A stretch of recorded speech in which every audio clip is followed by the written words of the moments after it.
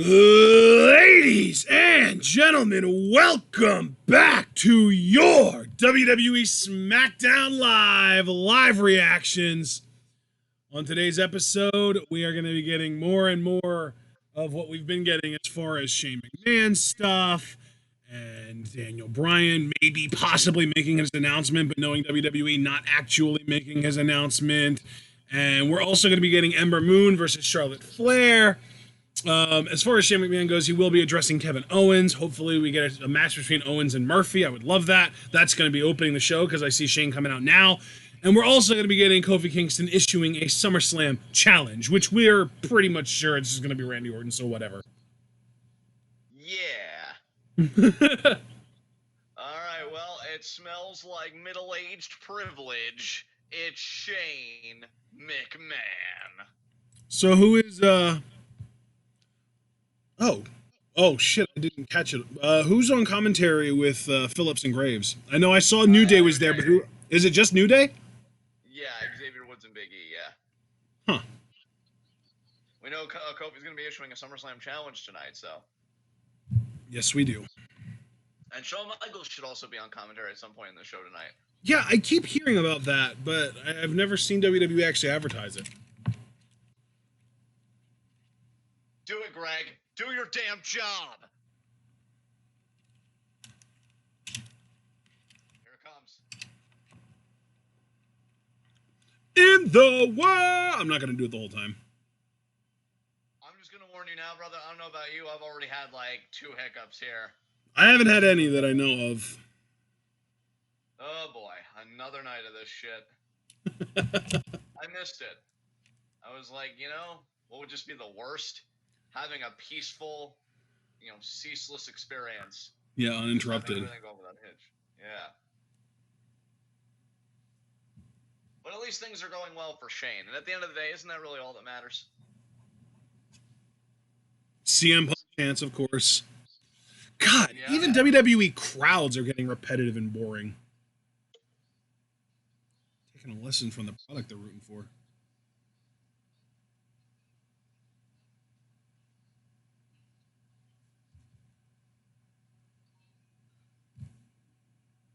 You have no friends, Shane. Am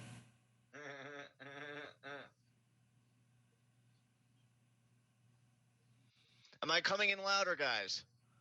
I wasn't having a problem with you. I wonder if it's on my end, if it's like a balance. Yeah, because normally you're the first one to tell me when I'm coming in low. Yeah, that was weird.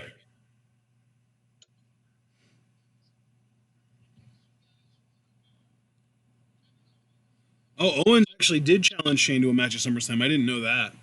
Yeah, and if Kevin loses, he'll quit, he said.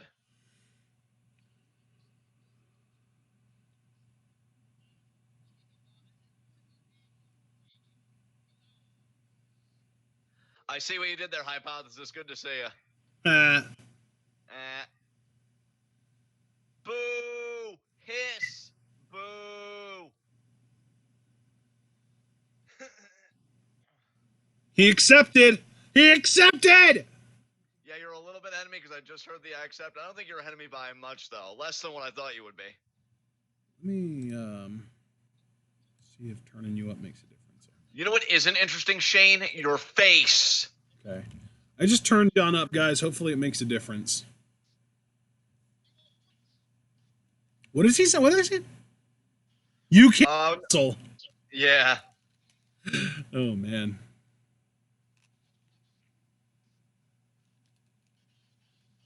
Oh, yeah. Ask Roman Reigns about that, he says. Jesus. Oh, wow. Using Roman in your argument? New move, Shane.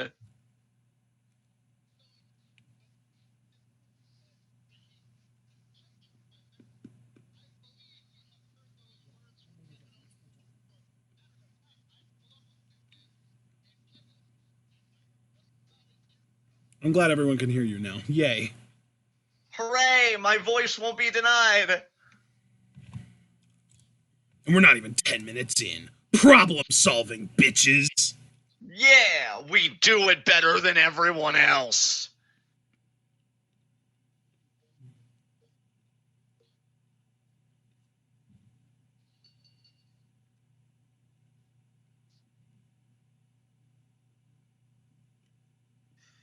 Oh man. I don't remember. Oh yeah, I actually can't believe that WWE is referencing this. I don't remember this at all. Did he call him Kenny Owens? I think he might have. Yeah.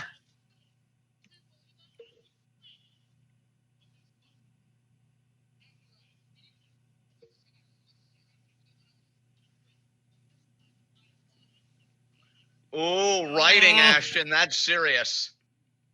Here comes KO. There he is.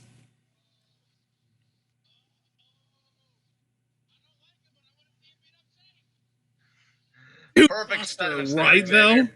What'd you say, John?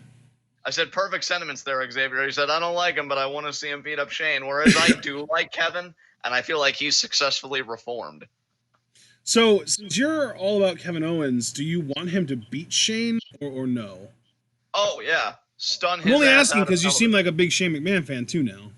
I mean, I do it mostly for the lulz, fam. You know, it's so like, you're a fan of Shane as a meme. You're a fan of Owens as an actual serious performer. Exactly. I pretty much, like, I shit post with my vocal cords. It's an art, really. And Kevin now.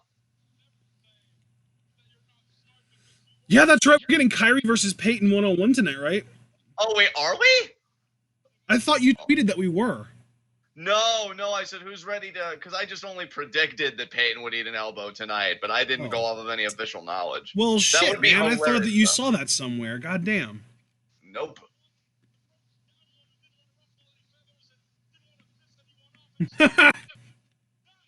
I love Kevin's panda tattoo. Preach, Kevin.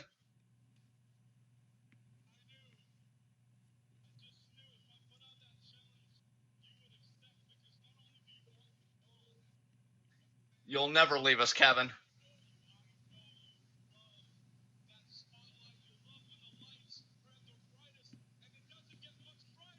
In Toronto, that's right. Oh, yeah, he's totally winning. Because I'm going to beat your ass.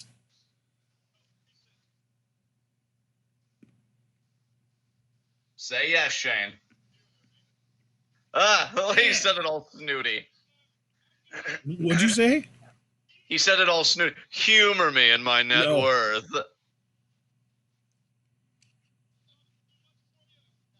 Uh-oh.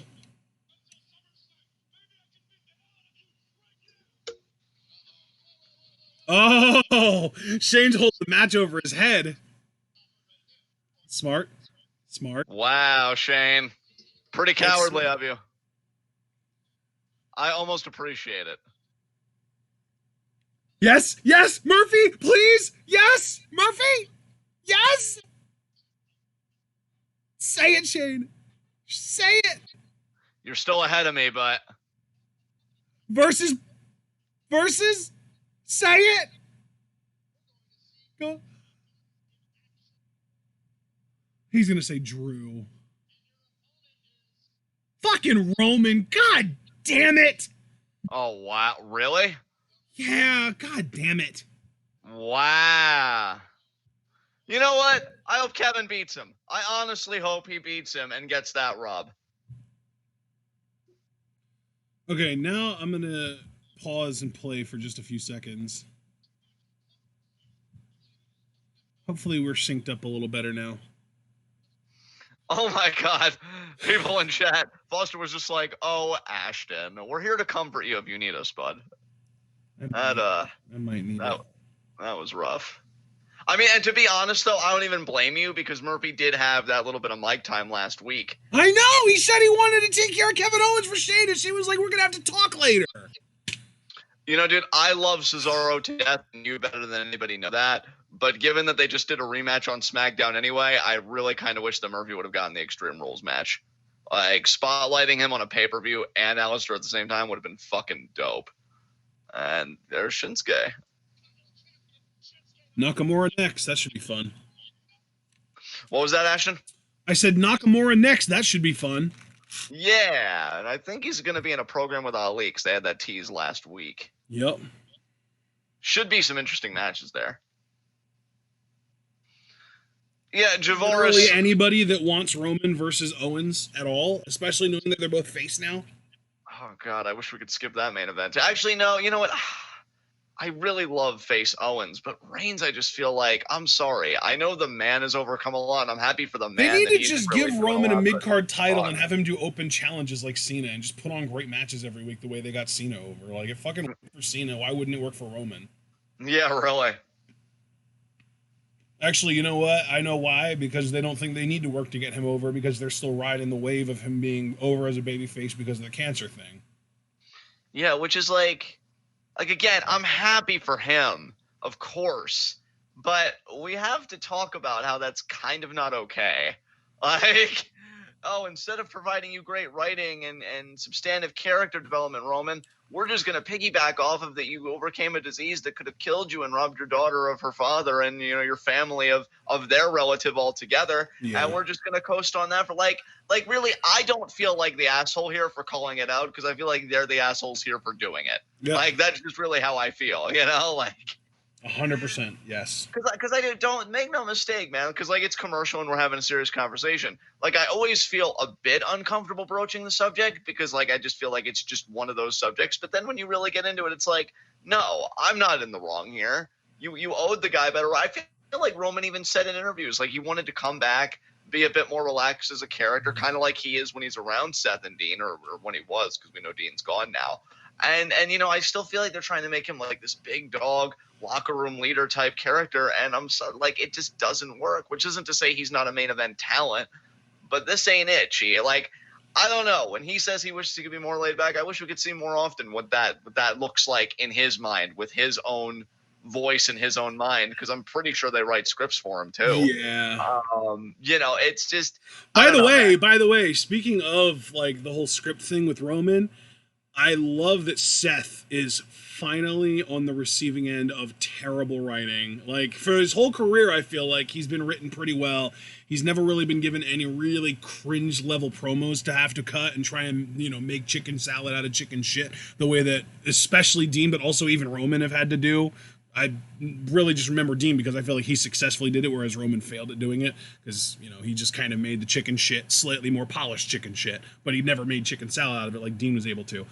But with Seth is just like, you gave me chicken shit, man. I don't know what to do with this. Like, he doesn't know. He's not a genuinely good promo. He's just, you know, when they give him good shit, he can deliver well-written content well. But when the content isn't well-written, he can't save it for shit.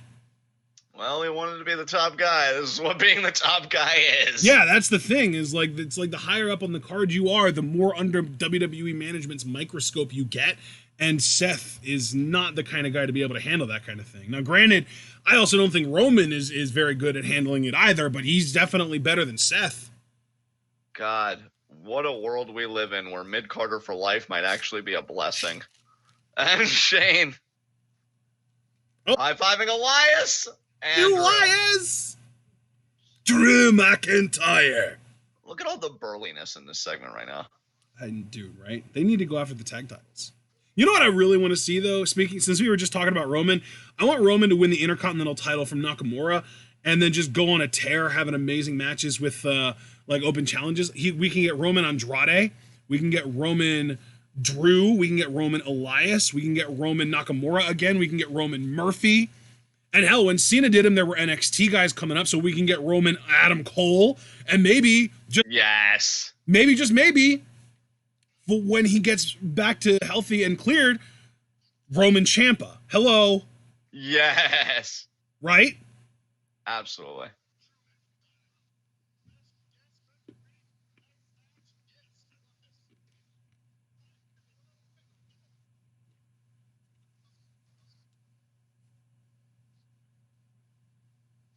Oh. Timekeeper. Well, Ashton, we know how this is going to go down now. They wrote themselves out of the hole, but in such a way that's so frustrating. I don't even know why they did it. Roman and KO, they may start to have a match. It's going to break down, and then the real main event is going to be Roman and KO as the two babyfaces against Elias and Drew in a tag match. You know what? I don't even know. I mean, you're probably right, but they could also go with the angle of, like, Roman versus Kevin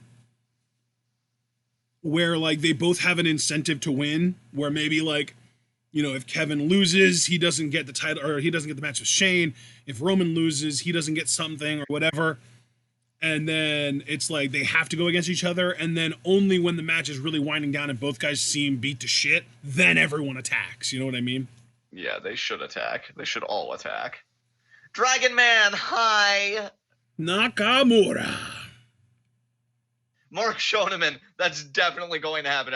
Thank you, Mark. I really feel like you've been having my back lately, man, with my opinions. And you know what, Mark? My face appreciates it. So much so that I might actually find a math textbook and do quadratic equations for fun. I mean, think about what I just said, Mark. That's how much I love and appreciate your face right now. Yeah, Mark, you gotta realize John fucking hates math, so that's big. Yeah, like, I'd like to feel like my social consciousness on issues is pretty broad. I mean, I'm always a work in progress, as is everybody. But if there's one bad take I have is that, you know, when I'm hurtling everybody towards the sun, I have a shuttle pod saved for most mathematicians. But we're going to spare you, Mark. We're going to spare you. And can we fit Nia, Charlotte, and Tamina, or not Tamina, Natalia on that shuttle? Oh, brother, I already planned for it. You fucking know it. They can just get tortured having to listen to all these mathematicians say things that they don't understand on their way to the sun. Yeah. Dragon Man X90 math could go fuck a cactus. High school me. Actually, no.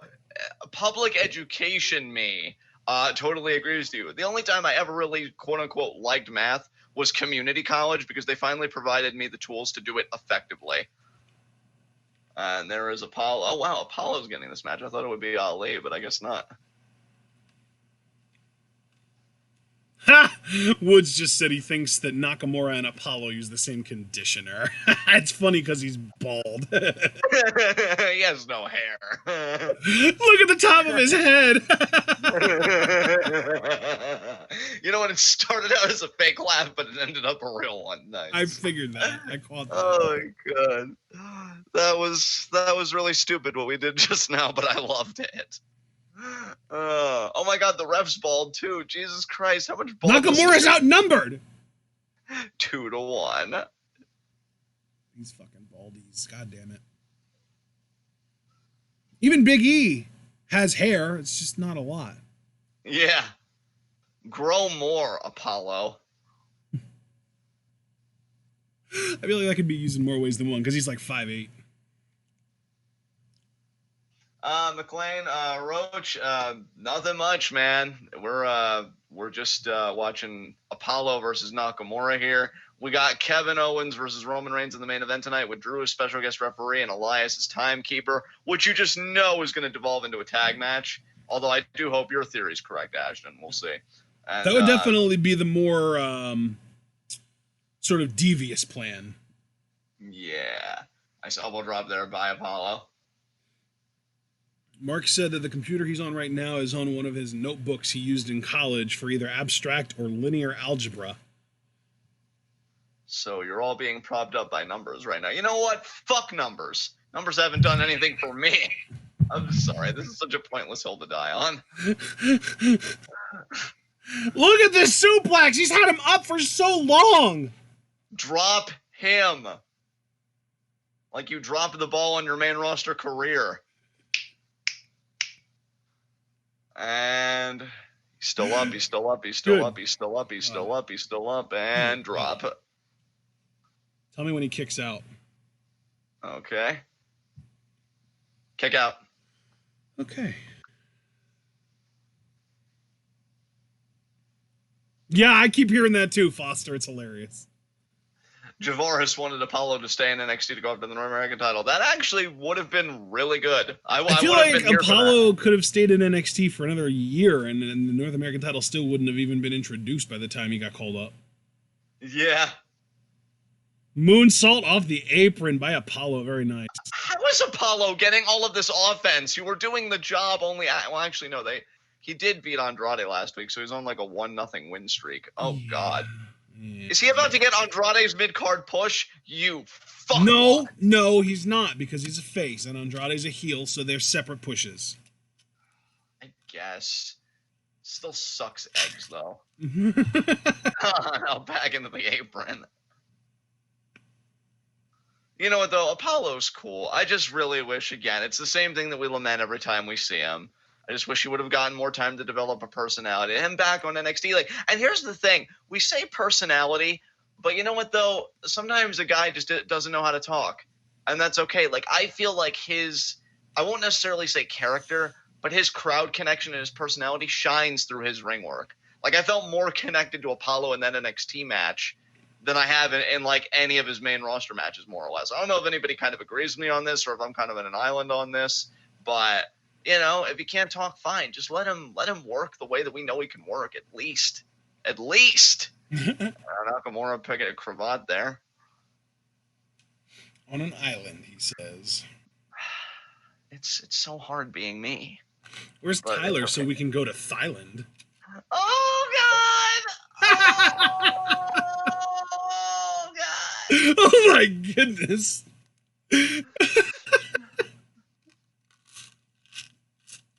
Oh, Javaris. God, Tyler's thighs make those turkey legs you get at Renaissance fairs look like child's play. They're so massive.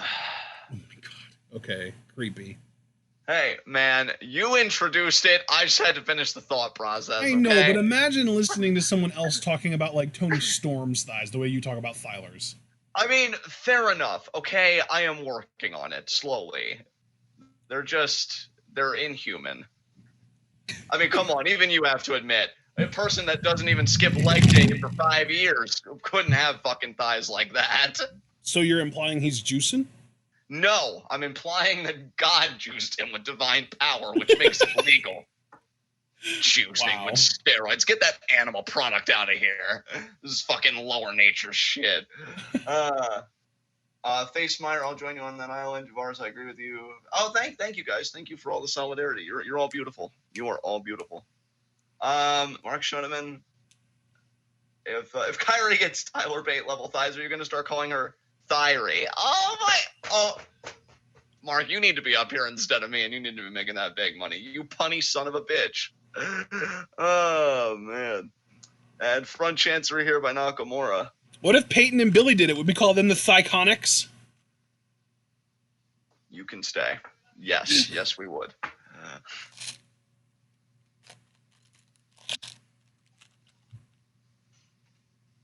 Wait, Javaris, that's a worked injury, though, right? To build up to their takeover thing?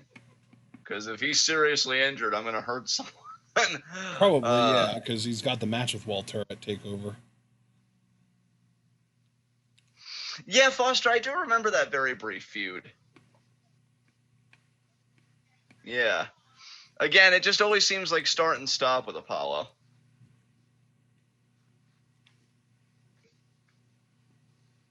Kick there.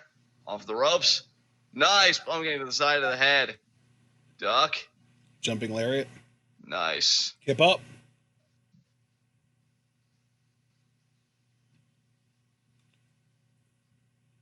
Should I say? Up.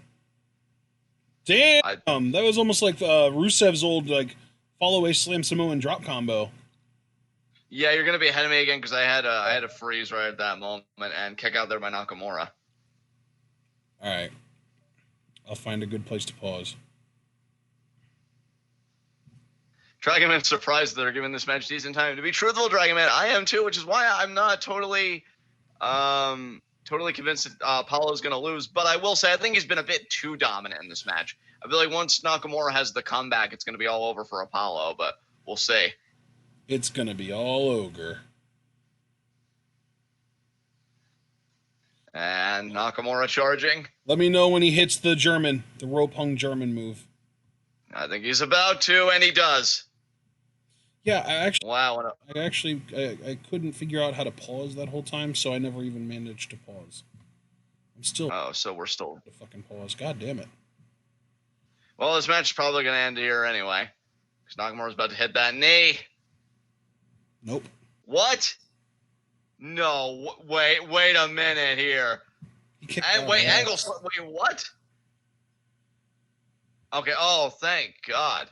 I mean, Apollo winning would be interesting, but I don't know. Would we do a triple threat like him, Ali, and Nakamura? And Ali, even though I think he eliminated Nakamura from the Rumble this year, I don't really know if he's done anything else to Nakamura, and that was months ago. There we go. Did you just see a replay of the Angle Slam? I did, yeah. We're just getting through that because I just saw the kick out on the replay.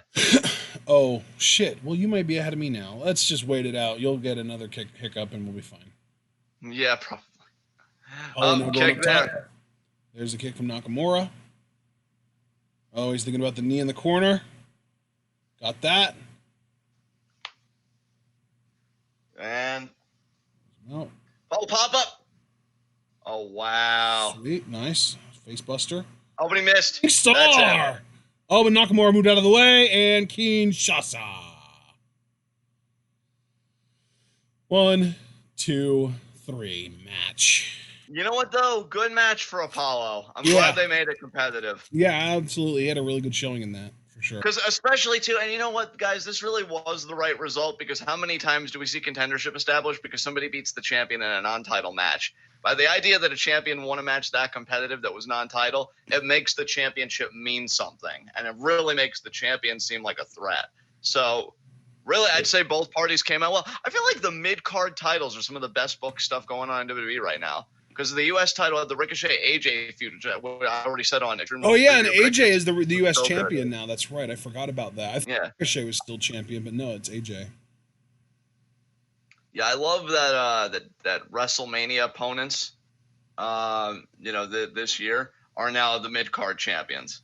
So that's pretty crazy. Actually, no, not even this year. That was last year. That was 2018. Yeah, 2018, because Seth won the Rumble this year.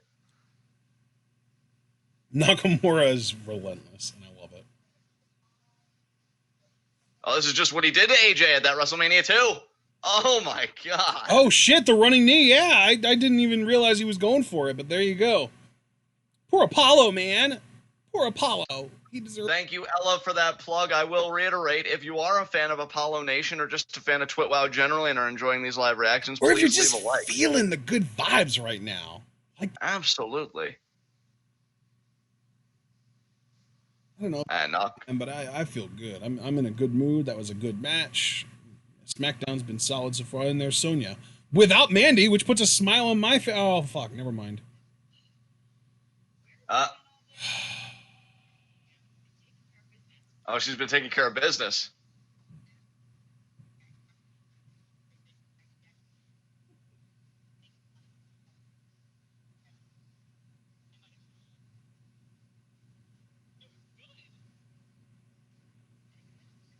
Oh no. What? Wait, what? What?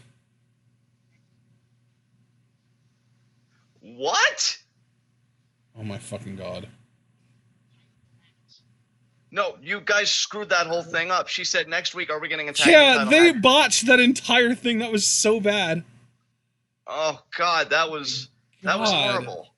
What? That was so bad. Jesus Christ. I hope. And another thing. That's a very weird way to say Kabuki Warriors are #1 contenders. The fuck is going on in that championship picture? Nobody is pushing Kairi out of the title picture. She's not done with it yet. If we win, we get a tag title opportunity. Oh, no, the hell you don't. You better say hello to the back of the line and get intimate with it, Missy, because Kairi isn't done here. That was genuinely one of the worst TV promos I've seen on WWE in a long time. You can't even talk about your opportunity, and yet you feel like you deserve more? You know who else botched really badly in a promo last night? Who was that? Drake's wife, Renee Michelle. Yeah, I think I somewhat remember that botch. Girl cannot talk to save her life. Yeah. Dragon Man X90.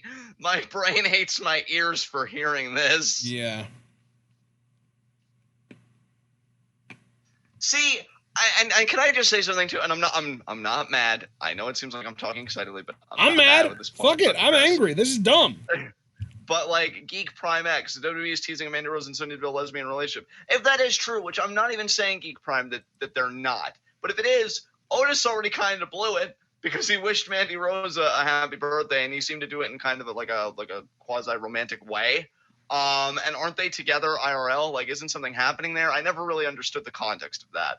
But I just feel like if they are doing it, I don't think everything has really come together cohesively yet. So I don't know. We'll have to see what they do. But God, that promo was terrible. Like any potential excitement, because I'll be honest, I have thought about, wow, they really could too. I prefer the term saga now, sexuality and gender acceptance, because LGBT, a lot of communities to include, and I feel like it's a better umbrella term. But I'm like, wow, they could do a kind of storyline like that. That would be really awesome. I still think Golden Lovers is the standard and probably will be for the foreseeable future. But WWE taking a stab at it. But then you see a promo like that.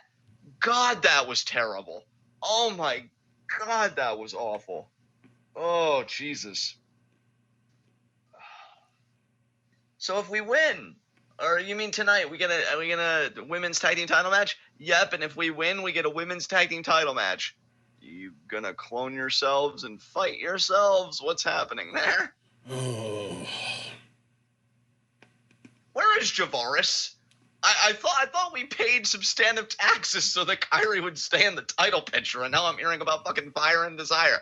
Javaris, what happened?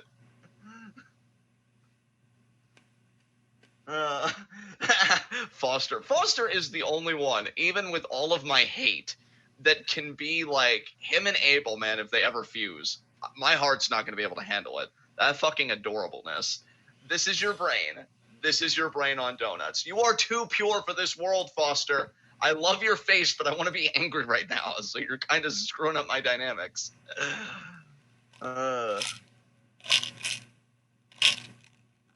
Sleeping Angel still wishes that Sasha and Bayley were tag champions. I hate that we never got Boston Hug versus Sky Pirates, Sleeping Angels. I feel fucking robbed of that match.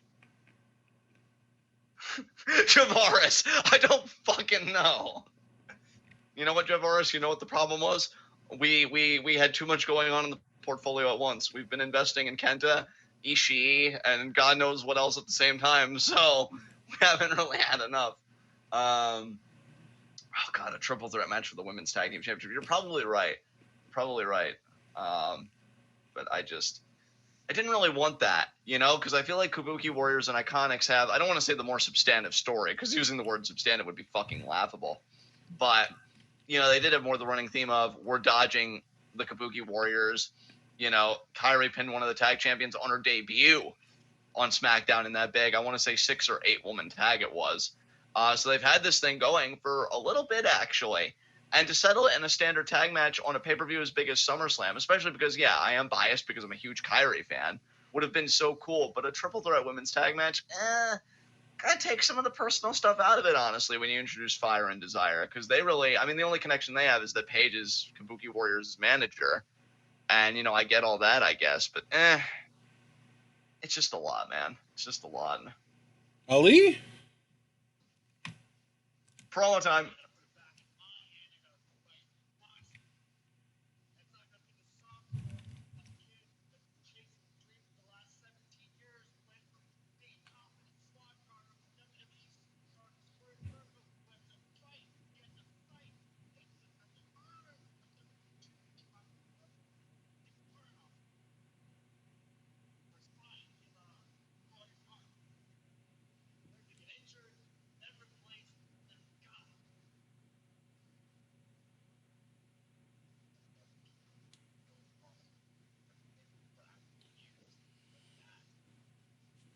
Yeah, Mustafa, you tell him.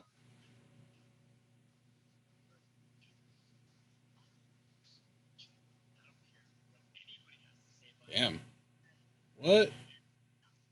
Yeah. Testify. WWE title aspirations. Nice.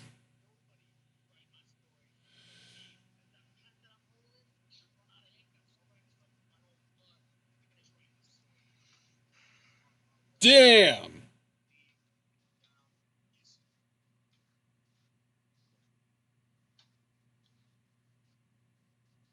Yeah, Ali. He's such a good promo. And here's Miz. Speaking of good promos, hello. You should have been in the title picture instead of jobbing to fucking Shane. We thought you'd get over in the end. What happened?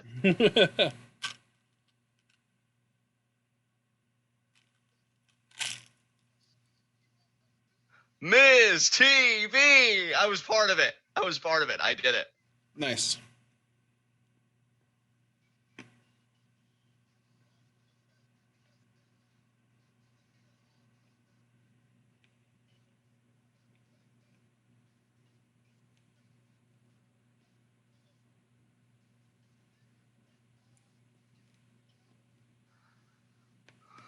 Was it really amazing? I mean, I skipped it. You know that. I went back and I watched stuff on YouTube. I admittedly liked the Fiend segment more than I thought I would. I thought I would rage, like, oh, why would you have him on a show that thematically just seems so disparate from his character? But they did something really cool with Mick, and I've always thought about those two sharing ranks, so that was cool. And Mick doing the claw spot I thought was really cool of him. So, I mean, I got to give kudos to WWE for that. And I did like Austin's promo. But, yeah. And this was nice. This is what we're seeing right here, Cena and the Usos. Other than that, though, Dude, they're going to recap the whole fucking show right now. And honestly, I want to kind of survey the room here. Because, again, I feel like I might be a minority on this. Is the 24/7 title skit starting to wear a little bit on anybody else? Because, like, I really like R-Truth, no doubt about it. I think he's like a really good guy and a hilarious promo. But I feel like the belt constantly going back to him, like there's no drama. Like at least with the hardcore title, there were periods where guys like Kane and Big Show held it. So it's like, oh fuck, who the hell is going to step up to these guys? But if it always goes back to Truth, again, great guy and everything, but he doesn't really like scream threat. It's not really anything new. Like if the Fiend here was to be 24/7 champion for God knows whatever reason, like, who the hell would step up to that, But I just feel like it's kind of getting played out a little bit. I mean, honestly, that's like a full-time guy could win that title and make it feel like, man, who could beat that guy for the title? Roman Reigns. Simply because of how he's yeah, like Roman, Braun, and Drew, I would say, are the only guys. Yeah. And I'm glad you said Drew last because he would be last on that list. I mean, given that he lost to Cedric only like 2 weeks ago. Yeah. Because I know he beat the shit out of him this week last night, so. But definitely Roman and Braun are like the two main ones. Yeah. Like, maybe like heel AJ Styles with his posse around him. But he's already got a title. He's got no interest in the 24/7. And we already know Roman doesn't have any interest in the 24/7 title. Because he already had the perfect opportunity to get it from Elias, and he let R-Truth win it instead. Like, he just backed off and said, here you go, Truth, you got this. You know what, though? I am glad our chat still seems to be high on it, because Facemeyer said no.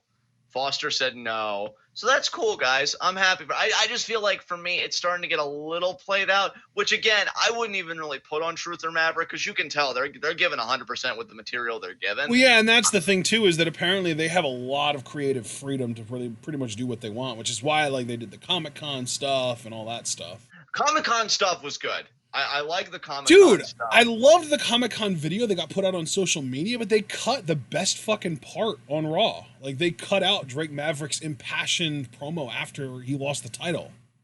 Yeah.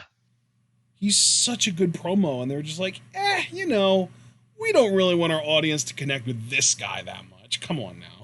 I feel like I've kind of been sleeping on Drake Maverick because, I knew a little bit about his stuff as Rockstar Spud and Impact. Yeah. But the promo he even cut on Mike Kanellis, for the exclusive for the YouTube channel. Yeah. Because I think they're facing off, what is it, tonight, actually? Yeah, no, the contract signing is tonight, though. Okay. But, yeah, I don't know, man. It's such a shame when people like Maverick, happen because they're such good talkers and they definitely have a kind of presence. But their height and everything, and I'm not even saying that to be joking or an asshole. Legitimately, we know how Vince, the aesthetic he likes. I don't know. I just feel like Drake would never be a main event guy, but I feel like he talks in a way like a main event guy. He is very passionate and very sincere. Yeah. And it's just a shame that physically he just didn't have a better look. And again, kudos to him. The guy puts his all into everything he does. But it would be really interesting to me if his feud with Mike Kanellis led to a double switch where Mike went face and it was revealed that he was only bullying Drake because he felt bullied at home, and Drake went heel and started to kind of get a power ego trip kind of thing going on, and eventually he ended up going for the Cruiserweight title. I would love that story. Yeah, that would be great. And here's Sean. New Day dancing to the theme. They're singing it too. Xavier's singing it along with him. I send chills up and down their spine. I'm just a sexy boy. Oh my god. Oh my god. Wow. Oh, X and Woods or X and E, I mean, are having the time of their lives. It's all amazing. And kudos to New Day again for like taking every opportunity. Tag team champions, and they're doing color commentary tonight so that Byron can properly mourn the loss of his father. New Day are beasts, man. We're on cloud 9. I'm just a 6 boy. And there we go.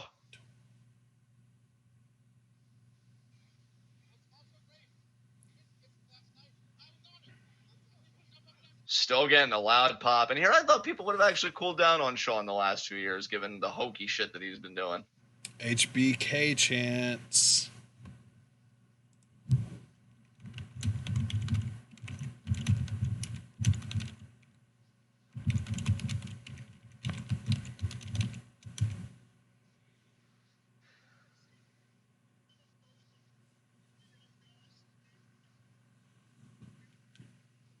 I wonder if Brian's going to come out during this. He should.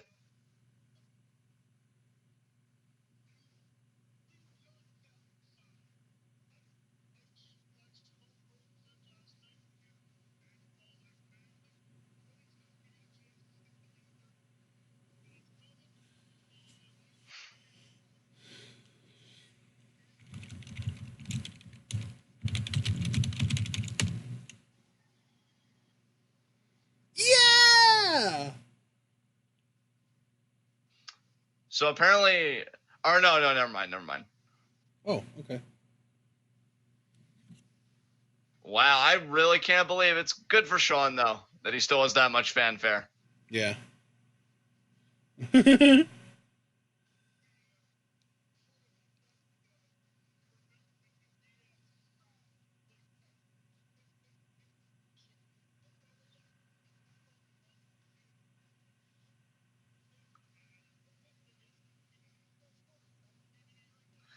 DVD! Nobody shows better than Yano. Oh my god.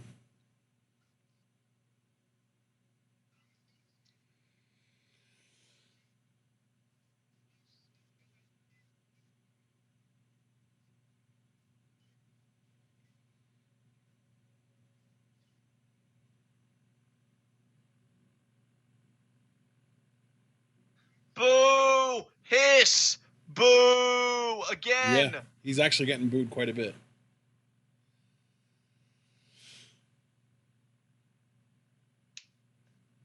Oh my god. Ew! Oh, fuck's sakes. Who stepped in shit?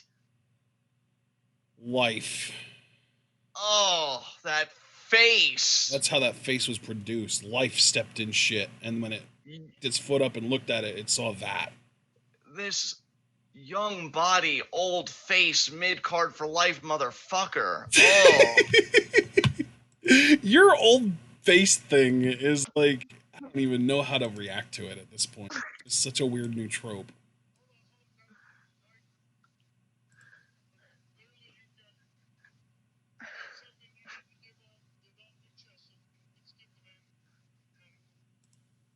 Did he call him Mike accidentally?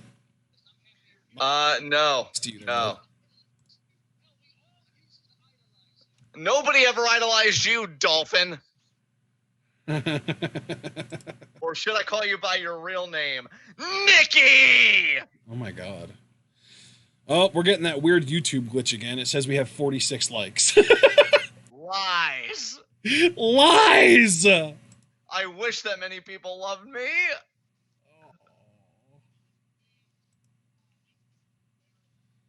Wow, Dolphin. Oh my god. Are you living in a house without mirrors that you can speak so confidently about embarrassments? Do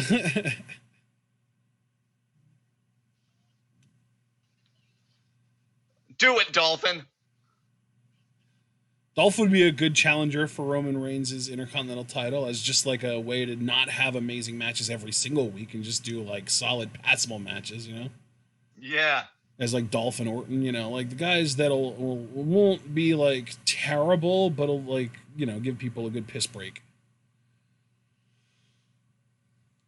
You know the spiel. Yeah. Oh, Sean's about to retort.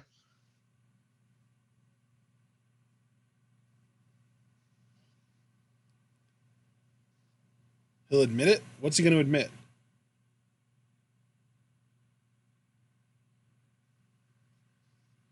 I don't even know what the crowd's chanting. I don't either.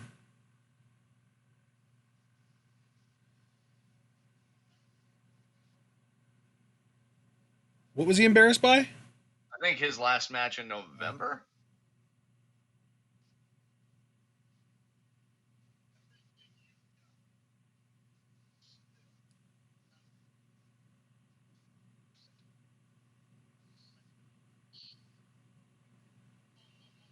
Damn! He's so right, too! He hit the nail on the head! That struck a nerve with Dolphin.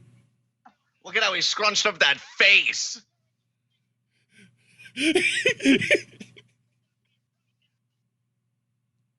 But it can't be Shawn Michaels. He's Shawn Michaels. Yeah. What the hell, Dolph? Fucking dumbass.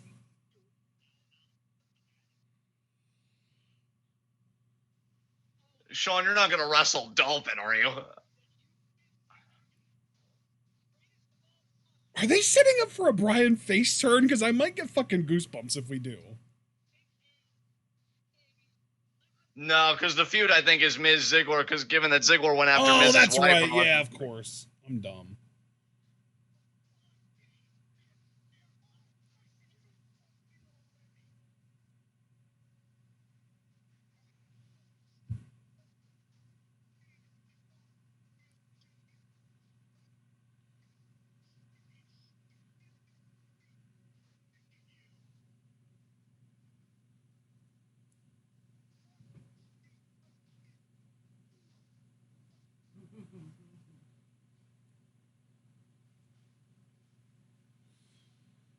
Shawn's trying to hold Miz back. It's like, easy there, huh? Dolph is so mad about it. Dolph is going to take a few steps away and then super kick Miz. Except Miz is going to like get out of the way and it'll end up hitting Shawn. Yeah, Dolph, engage in this feud. Add another wrinkle of disappointment to your face.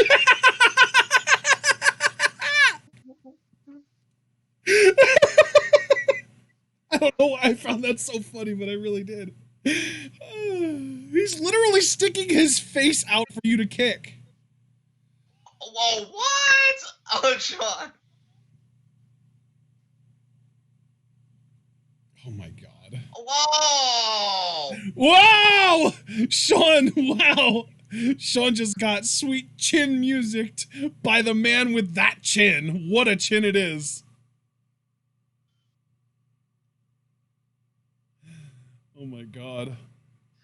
I'm not a second-rate Shawn Michaels. I'm not. Forget sweet, more like crimson chin music, am I right? Oh my, it is really massive. He's got that fucking Jay Leno chin. Oh my god! Vince! You son of a bitch! I hate you! Dude! Vince just had Tom Phillips do a fucking hot read trying to sell Burger King to people after that happened. You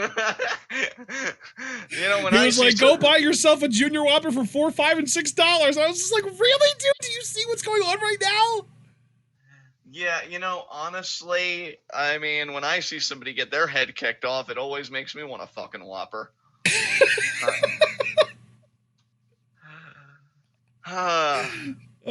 Foster, you're crying because you're laughing that hard and not because I did or said something like mean that you're crying about. I never know these days. I never know either, friend. But we only take it one day at a time. Yeah, Matt, I got a Burger King taco the other day, and they are really crunchy, but there is one lie in the commercial that makes all the difference in the world, and that lie is the dude that says that they're flavorful, because they don't have much flavor at all. That's why they're Burger Kings, and now you've just proven yourself to be taco jesters. Way to expose yourselves! I'm just unusually angry right now. I need to work through this. No, I'm so proud of you, though. They're really more like taco peasants, if we're being real, by the way. Oh! Yeah, but they are still the Burger King. Like, as far as fast food goes, nobody makes a better burger than them, so they can own that name. I mean, I just googled their tacos now. I mean, again, this is just coming from a guy that hasn't eaten them. I've rarely eaten at Burger King. I count on one hand how many times I've eaten at Burger King. They look really plain to me. I don't know. Maybe I'm missing them. Maybe I have to be there, but I'm not No, really I mean that's impressed. the thing. Like I said, they're really good and crunchy, but taste wise, they're like there's barely any at all. Yeah. Honestly, it kind of tastes more like okay. So I'm using a fast food reference to try and describe another fast food. So this is probably gonna not hit on a lot of people, but if you ever had Dairy Queen chili cheese dog, the Taco Bell tacos, like the meat that's in there, basically tastes like the chili that's on the chili cheese dog at Dairy Queen. Ah. And you barely even notice the cheese. Like it's pretty much flavorless cheese.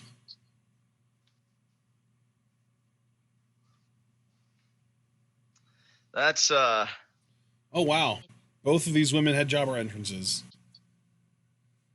What was that trending hashtag last night again? give WWE women a chance. Oh my god. Wow.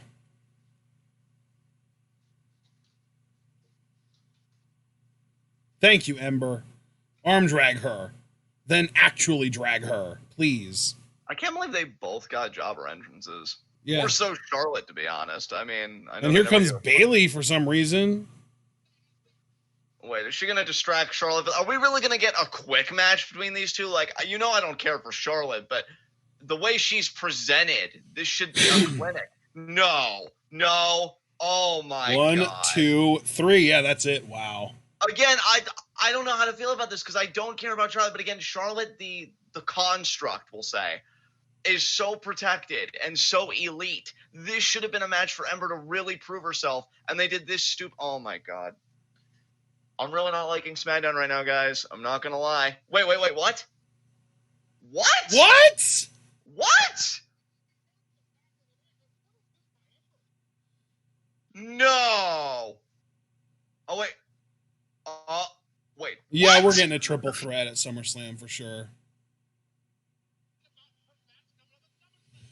She's gonna grab the title. Oh shit! No, she's going up top. She wants to hit an eclipse on Bailey too. She still feels like a babyface, maybe just a little bit of edge. Oh my god. God, I love that move. It looks so good every time. I mean, that was really cool. I guess that kind of dulls my anger a little bit. I don't know. Grab that title and hold it up, Ember. What are you waiting for? No, you know what? She even said in NXT, like, she likes to earn championships before she holds them. I think she believes in that whole superstition that if you hold a title before the championship match, it's bad luck. So I don't think she's going to pose with it. Oh, I didn't think that character trait would, last to the main roster even. Damn. Oh, wow. God, I love you, Ember. And I was definitely up in my feelings seeing you do your thing and that smirk you had at the end, like, oh my. But, yeah, I don't know, man. That was stuff. Yeah, Kofi's up next. Mm-hmm.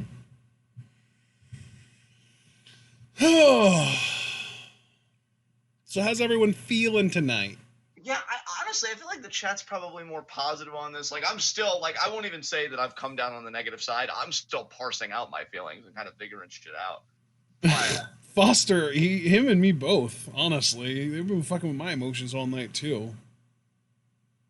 Yeah, because, like, I'm an Ember fan, so you'd think I'd be, like, all about this, right? Because she dropped them both. And I love that she fed Bailey to Charlotte. Like, I kind of did. Because, like, logically, if you look at the trajectory of the Ember character, especially if you're an Ember fan, can you blame her? Like, they've barely used her the way that she should be, and she finally gets an opening, and in my mind, she's making the most of it. So, like, I get that, but that match was so quick. And again, Charlotte the construct, even though I don't care for it, could have really put Ember over. So I don't know. I have no interest in making anyone other than Charlotte look good. Yeah, Ember's allowed to look good in, like, fleeting moments, but no one's actually supposed to be portrayed as better than Charlotte. Come on now. I mean, here's the thing, Mark. Logically, because you're a logical person, and I'd like to think most of us here are pretty logical, you're absolutely right. But you watch. Charlotte's going to go to Shane with like a kayfabe complaint, like, oh, I was distracted. Bailey cashed in on me. Ember won via distraction. They know, all things being equal, nobody's better than Charlotte Flair, and that's how we're going to get our triple threat match. Guaranteed. Guaranteed. And you know what, Draymond? You're right. That doesn't even deserve to be called a match. I have no idea what that was. And now the jobber entrances make sense. Because, like, Charlotte's never gotten a jobber entrance. Ever.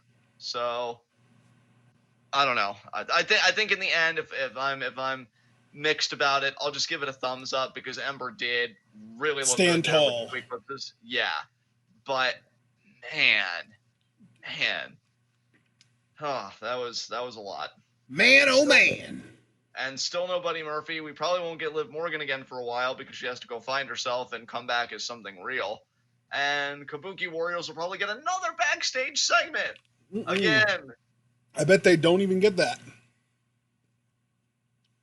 We'll see them next week. But watch. I bet you we'll see them next week after Sonya and Mandy beat the Iconics because they'll be like, oh, hey. It'll just be Paige talking, and she'll say, those ladies, they're fine and all, but they can't just jump the line in front of us. And then we'll probably get a match between them and the Iconics, or between Kabuki Warriors and Fire and Desire at some point to determine the Iconics contenders at SummerSlam. That's my guess. Right. Or maybe a triple threat. Who knows? Maybe. Yeah. Oh, my God. Well, that was our women's match, everybody. Okay, so we got Kofi next. Did we get Alistair versus Cesaro in a rematch last week? We did. I thought so. I hope we see Alistair again this week, but we probably won't. It would be nice if, like, the reason we didn't see Alistair this week is because SmackDown was going to start making a genuine effort to have a roster rotation, but I just don't buy into that at all. Yeah. Oh, boy. That was a yawn. Apologies. That's all right, man. That's all right. Man, all this discussion about WWE's big old Raw reunion show. Let's see how WWE stock is doing. $68.32. Projected to dip below $68. You know what, Javaris? This is the time to use your ostentatious wealth to buy so much stock in WWE that you convert them to legitimate voting shares, thus taking over the company in a hostile manner and then imposing your vision upon WWE. At least that's what I would do if I was opulent. I was going to say, I'm pretty sure Vince owns a majority share and he would never sell enough to have less than a majority, so... Who's coming out now? Kofi. Kofi, okay, cool. The Kofers. Time for Borton to get his title shot. Randall Keith Borton, RKB. Kofi, by picking me as your SummerSlam. Don't do it. Don't do it. Don't do it.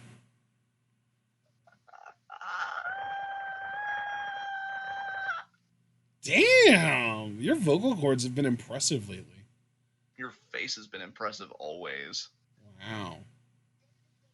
Actually, you're right. Your vocal cords have been impressive always. Ew, why is Cole here? What the fuck? So is Otunga. David Otunga's here. We didn't know. Oh my God. Oh my God. I've just been served. No, but you're right, though. Why the fuck is Cole here? Why? I mean, I don't like Graves that much either, but he's still better than Cole's square ass. Cole, I know I make a lot of age jokes, but seriously, this job has aged you to hell. What happened to you? I mean, dude, he's in his 50s, legit. Damn. I'll look it up. How old is Michael Cole? 50 exactly, actually. So he's a young 50, I guess. Just doesn't look it. I love how over Kofi is. I'm happy for him. Oh, wait, Kofi has a match with some... Oh, doing right?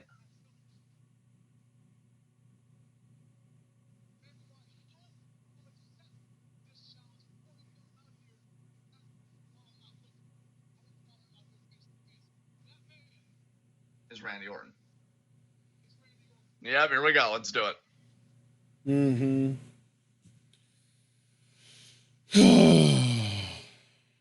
And I guess Kofi has a match with Joe, like you said, like tonight, like right now-ish. That won't be a triple threat match because Joe always does the job. And here comes Randall. Remember when Randy and AJ Styles had that random feud leading up to Mania? Yeah. Oh, we got a £2.99 super chat from Paul. Do it, John. Do the RKO promo. Fine, I'll back off. Go ahead. Oh my God, Paul never allows me to do anything. Kofi, you realize by extending this challenge to me, you have ensured that your title reign will end, courtesy of the 3 most destructive letters in sports entertainment. R-K. Because he always lets the crowd do the O, so. Oh, yeah. I guess I just kind of did it by saying "oh" before anything else, didn't I? The idea that Paul lets me do something knows that it works. He didn't just let you do it. He encouraged you to do it, John. Through monetary exchange. Yeah. Love your face, Paul. Oh my goodness. Nobody was expecting that. Oh. All right, let's do this. We know that, we know about Saxton's father passing away, but I guess I just didn't understand why Graves wouldn't be here for that. Like, is Graves consoling Byron? Are they, like, really legitimately great friends in real life? I thought I heard that at one point.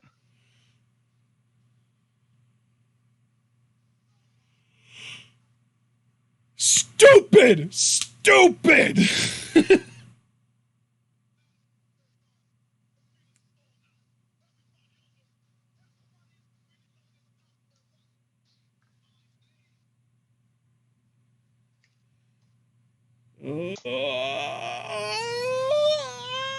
Jeepers.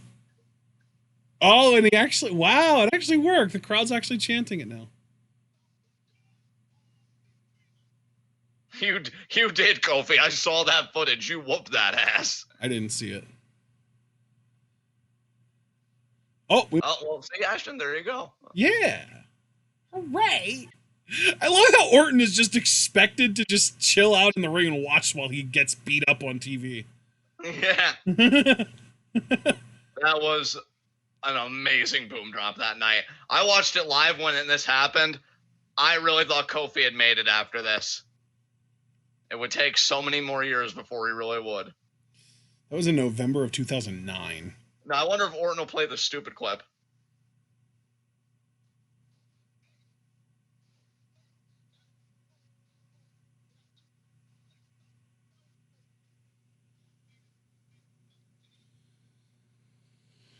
I wonder if Kofi will play it even.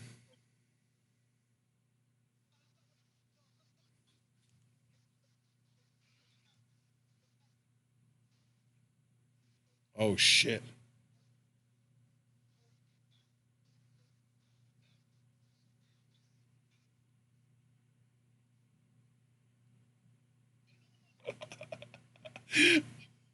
Orton's looking like I almost feel bad, but I don't. We're going work shoot with this, okay.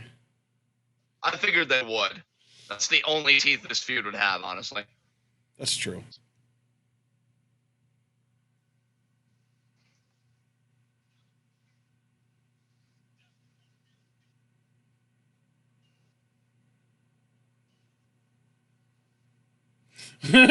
W.E.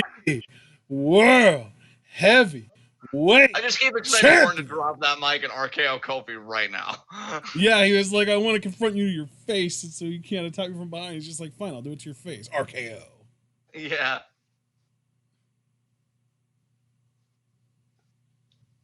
He talks so slowly. Oh my god. Oh, he admits it. A confession.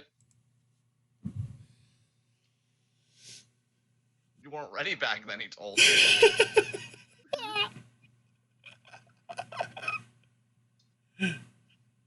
Really? It's a fluke, huh? How many successful defenses has he had? I think several at this point.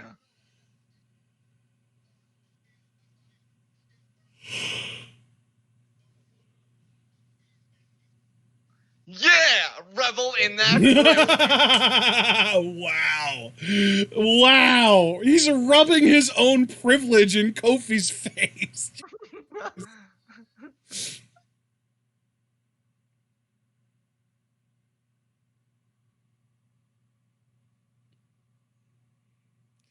Tall white guy with a famous dad. What could possibly go wrong?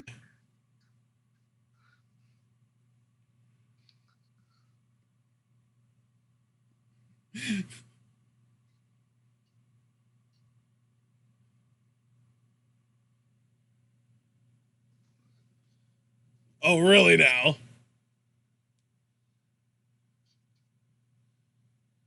Ooh, okay. Damn.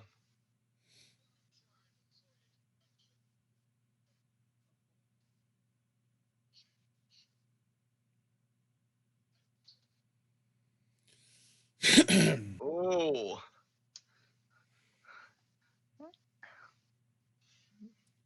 Mets, I have no clue who the fuck that is.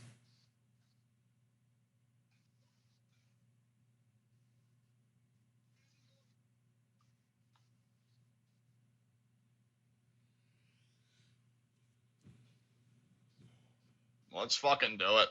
If they're gonna do the work shoot route, I can tolerate this feud for SummerSlam. Especially if Kofi gets to survive it. Yes. Yeah, That's Kofi will hold the title till November. He'll drop it right before SummerSlam. It's a tradition. You mean before Survivor Series? What did you say? Oh, no, Orton's doing the thing. Hold on. Yeah, he is. R. Okay. Oh, he actually said it this time. He said, oh. Then I guess I will say it the next time when I do it, whenever that is. But yeah, you said SummerSlam in November. I think you meant Survivor Series, so I just wanted to put that. Did I say SummerSlam? Well, yeah, I meant right before Survivor Series. I'm sorry. That's all right, man. Now is Joe gonna attack from behind?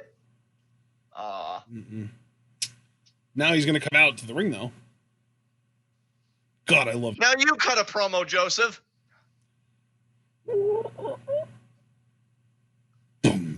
I can't believe he did the job to Roman Reigns again last night. Oh,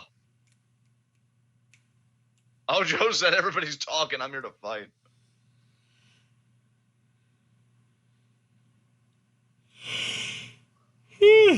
My goodness, I'm a yoni boy tonight. I thought I got 8 hours of sleep, though. That's weird. You just feel like SmackDown's really been boring you? No, I don't know. Maybe there's just not enough oxygen in my brain. Oh, God, that's concerning. Oh, Orton's walking back down here. He's going to chill at ringside to watch this match. Watch. I'm going to stay coiled like a viper.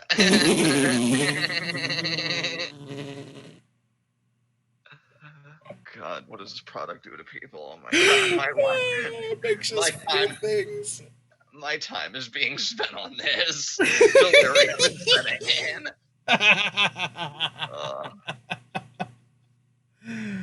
Oh my goodness. So are you ready for Kofi Joe and then later on in the night the Roman Kevin thing? Let's do it. Fuck, now you gave me your yawns. God damn it, Ashton. Yes. You suck that back in right now. Keep the yawn train rolling, baby. Yeah. No, don't you make me a part of this. How dare you? How dare you, sir? All right, let me. Oh my God, the chat or the stream that we're watching just played Maven's old theme song by Mercy Drive. Man, fuck Maven. Oh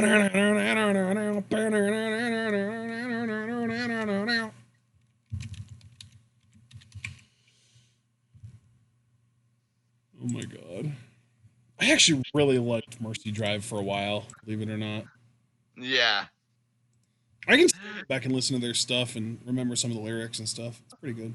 I wish I knew what Dragon Man's voice was like. This way I could read his messages in his voice, because he just said, actually, it was a bit further up in the chat. He didn't just say it, but he said at one point, I'm just waiting, begging actually, for someone to eventually just soccer-style kick Kofi in the crotch while he's doing the damn gyration. Low key, I've kind of waited for the same thing, because it's like, how are you going to let somebody pretty much just gyrate in your face without, like, response? Who said that, by the way? That was Dragon Man. When? Again, you had to scroll up a little bit in the chat. Like I say, Oh, I see it now. I see it now. Yeah. I just got the weirdest craving for dark chocolate. Oh, nice. You should keep Milky Way Darks in the freezer.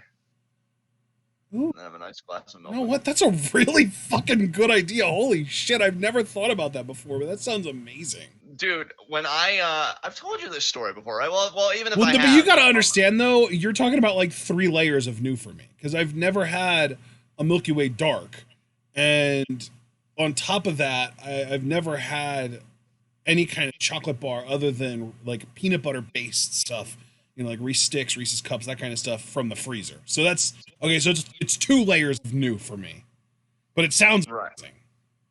Yeah. Like I told you, man, when I was in gym class in high school, I used to go to the weight room, and the guy that would spot me and stuff, just always used to say, like, yeah, Milky Way Dark. You get them in the freezer, and then you have a nice glass of milk. It's just, yeah, it's amazing. Oh, see, I would do it without milk for sure. I try to avoid having milk with any kind of snacks. And I know you said that because we had that conversation very recently, but you know that I can do it because I'm on that nut milk now, which has 0 saturated fat. So it feels pretty fucking good. Especially that almond cashew creamy milk. Oh my god, that shit's so good. The almond milk I'm using right now, though, is pretty good. It's a different brand, but it's not bad at all. Let's see. Still catching up on messages. I kind of put one, by the way, I don't have cable. That actually really fits you, Iconic. So whatever is happening, I'm envisioning it via John and Ashton's interpretations. Ooh, so we're like painting a picture for him. That's really cool.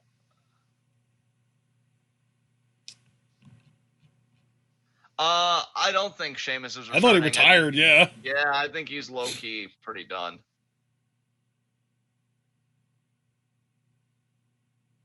It's okay, Dragon Man. Your mystique is one of the multitude of reasons why you're so beautiful. Let's see. Hypothesis: Big E's gyration versus Joey Ryan's penis power for WrestleMania. Brought to you by the new Bub. Who the fuck is Bubsy? I don't know. But, we back yet? No. Oh, look, Burger King shilling those tacos. Look at these people pretending to enjoy the product. You make me sick.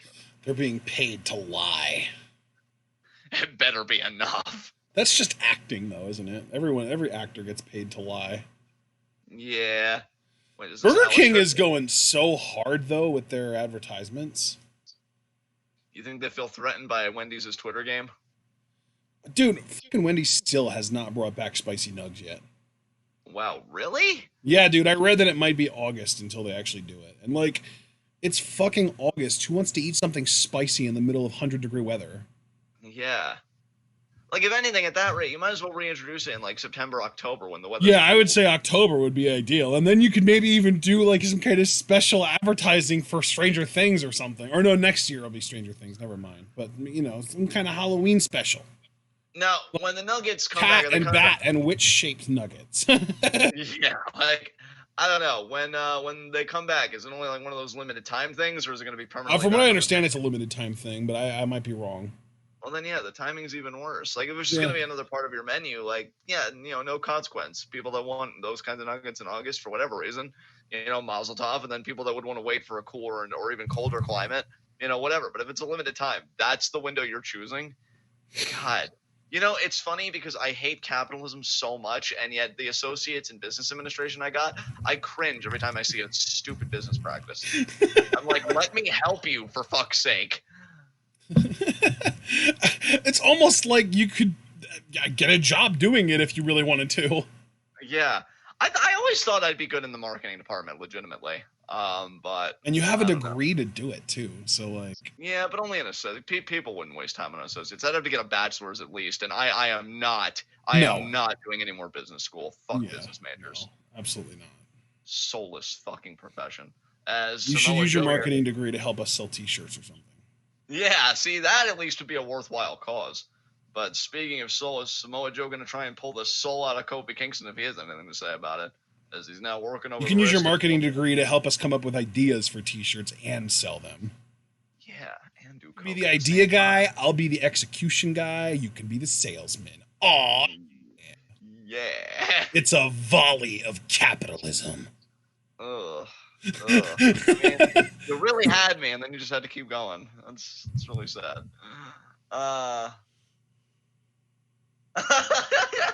Oh my God, Javaris, your family. I don't know if they're woke. I don't know if they're disturbed. I don't know if they're a medley of everything. But that is. Shit. Okay. You all right there, bud? Yep, we're all good. All right. Samoa Joe now inserting his dominance all over Kofi Kingston. Oh, wow. There you go. Iconic. Iconic's bonding with you, John. Yeah, but like, did you want to be in marketing because you were enthused, like Mad Men levels of enthused? Like, you know that you're just so freaking good at the craft and you are passionate about it? Or was it like, I'm in a shit situation, so let me pick the most fun thing in a shit swamp? Because, like, I just didn't care for my business education at all. Like, oh, God, I did it for the utility. That's all I did it for. You guys think pretty well. You know, Roger, I don't know if you're on Twitter, but I noticed you have, like, a lot of questions for us, which I love, but we're actually doing Q&A in, like, 2 days. So if you don't have a Twitter, maybe you could even make one and, like, ask these questions, because, like, non-Patreon donors get up to 3 questions per Q&A, and I'd love to, like, pick your brain more on this. Because the asked if Bray Wyatt will be Universal Champion anytime in the future. I think Bray should win the Royal Rumble match next year and goes to WrestleMania, beats Lesnar, and becomes champion. Dude, you got to speak up a little bit. You're kind of fading out a little bit. Oh, no, I was kind of going through the question pretty fast there, but it's essentially that, like, do you think Bray Wyatt will be Universal Champion anytime in the future? He says he does, because he would have Bray win the Rumble match next year and go to WrestleMania to beat Lesnar and become champion. I would love The Fiend to confront Lesnar. I actually kind of fantasy booked in my head after the Mick Foley segment a really cool way they can do that. Where, like, I don't know, maybe Lesnar confronts some babyface. Let's just say Seth Rollins, because he's the one that most comes to mind right now. Seth Rollins is getting the crap beat out of him, but maybe he pulls himself up by the ropes because, Rollins doesn't stay down. But then the Fiend, like, we have the blackout, and he's standing in between, but, like, facing us, facing the hard camera, standing in between, like, Lesnar and Rollins, and he's got both hands to his ears. But then he does the heel hand wins out, and then he turns on Lesnar and he attacks him. I think that'd be such a cool way for him to turn face, for the heel glove to actually win in a conversation with his conscience, and to do so at the expense of a really dominant, legitimate heel. I just think that's the best way you can turn a character like that face while it's still having that mystique and that badassery. That's just me. I'm still waiting to see what happens the first time he actually gets to listen to the heel glove. I am too, man. And that's the beauty of the character, is like when you withhold certain possibilities, like, oh, what would have happened if he had chosen the heel glove, you create avenues for future character development. And I think Bray understands that. And the first time he uses the heel glove, it cannot be wasted. Like what I'm saying is, like, Brock's just a placeholder to a much bigger point, and that being that when he chooses the heel glove for the first time, it should be the biggest fucking deal. Like, wow. He's actually doing good as the Fiend. Holy shit. And he's still doing it in a destructive way just because there's so much evil right now in WWE. So. Oh, wait. I think Iconic was kind of telling me his origin story a little bit. No, he just said that he's just re-emphasizing his whole... God, what was it? What was the whole thing that he does again? The Technophobia? What? Technophobia? No, I mean, maybe, but like the whole idea that he's just like primitive anarchist, I want to say. Oh, a narco-primitivist. That right there. Yeah, okay. That, basically. Okay, yeah. Why'd Mets yell evil? I don't understand. Maybe because of the political discourse happening right now. I don't know. Because of the what? The political discourse happening right now, like me mentioning capitalism and fuck business majors, and then Iconic coming in with his narco-primitivism. I don't know. Yeah. So. Well, McLean, if you don't have Twitter, that's fine. You can still just leave comments, man. Just when this video gets fully processed, or you can even go to one of our videos that's already processed. Just post a comment with your questions. You can do up to 3 this month, and we'll answer them on Thursday then. And still looking at some messages. Oh, by the way, Foster, apology accepted, because you're a beautiful person, and I know you respect me, and I totally respect you and your wonderful existence. So we good, fam. We good. But yeah, I think that about covers it. So back to this match here, Kofi. Come on, Joe. Choke Kofi out. Get that very unlikely triple threat match at SummerSlam. New Day! All right, Joe, you know what you got to do? You got to duck the kick. Don't give him any time to recover, because there's no way his head's going to be on a swivel when he's already spun around that much to miss a kick. Lock him in the coquina clutch, choke him out, and you're noping out in the corner. Why didn't you sucker him in? Well, Uranagi. Oh, we got out of the way. Oh, my God. Kofi. Wait. Oh, Randall. No, he got shoved away, though. Ref still called for the bell, though, so Kofi's going to win via disqualification. Well, that's dumb. Orton didn't even do anything to him. Just spun him around. Fuck off. He did touch him, though. I think that's enough. I thought you had to do, like, offensive something to him. Oh, wow. Are you really going to do... And Kofi, yeah. Wow. Good job, Kofister. So can we do Joe versus Orton next week so Orton can pay for this bullshit? I want Orton to be humbled and then to put a cookie in Joe's mouth. Like the little bitch bag that he is. Kofi now gonna go for his championship. Yeah, there we go. You guys are fucking weird with this Bubsy shit. I have no idea what's even fucking happening.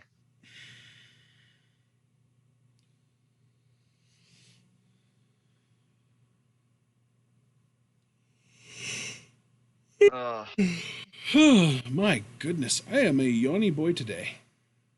Yeah, SmackDown's been alright, but I honestly hope 205 Live is better than this. Yeah, and we will be live reacting to 205 Live tonight, ladies and gentlemen, thanks to a request, a Patreon request from Super Blue, who's not even here right now, but hopefully he'll show up for 205. Oh, he better show up. You know how I am about, Patreon requests. I mean, dude, the thing is, we've got 3 segments announced, and all 3 of them look really interesting, because the one is Humberto Carrillo and Raul Mendoza versus Lucha House Party, which should be just amazing.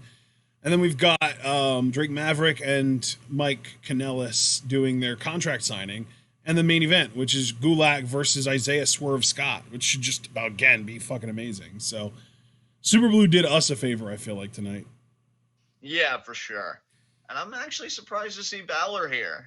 We know that he was the victim of the Fiend when the Fiend debuted 2 weeks ago now. We miss you, Finn. Hey, he doesn't look any different. I thought he would be traumatized. Yeah, he's still smiling. I don't know if I like that. I don't know if I like that at all, actually. Well, Finn, I mean, you look to be in your ring gear, so are you going to address the Fiend's attack before or after the match, or are you even going to address it at all? I would hope you would address it.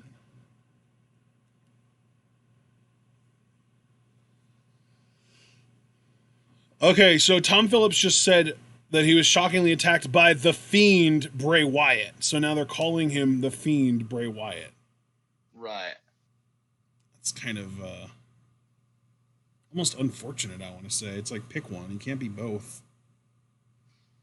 Treat them as separate entities, damn it. Yeah, I was really hoping they would, and we would still get Mr. Rogers Bray at some point. Yeah, same.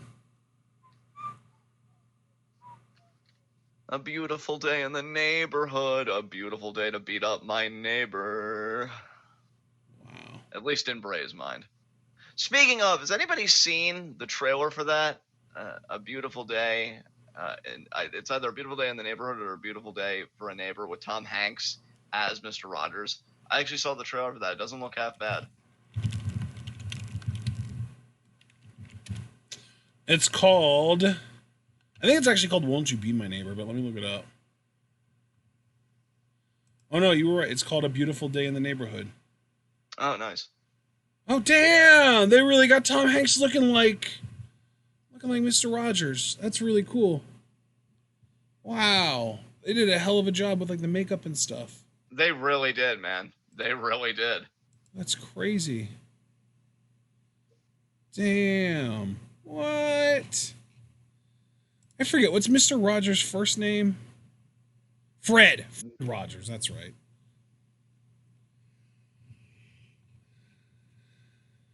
I feel like Yeah, it seems like a lot more content is either coming out directly about him or has like been inspired by him. And I just keep waiting for one skeleton to fall out of the closet, man, because this is not an age for heroes right now. But Mr. Rogers, though, still seems to be squeaky clean. You know what though, Javaris? I mean, you might still be right, but apparently Meltzer has come out and said that if we do get Bray versus Finn at SummerSlam, we won't see the Demon. So it's probably another example where he's not going to use the Demon because he has to lose, and they don't want the Demon to lose. So you know what I mean? Yeah. Damn.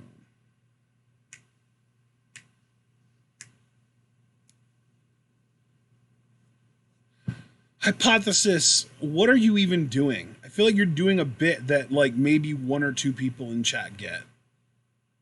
And neither one of us gets it. Yeah, I've been lost the entire time. Yeah, Mets, stop feeding him. Jesus Christ. You're not making it better. You're encouraging him. You're feeding the troll.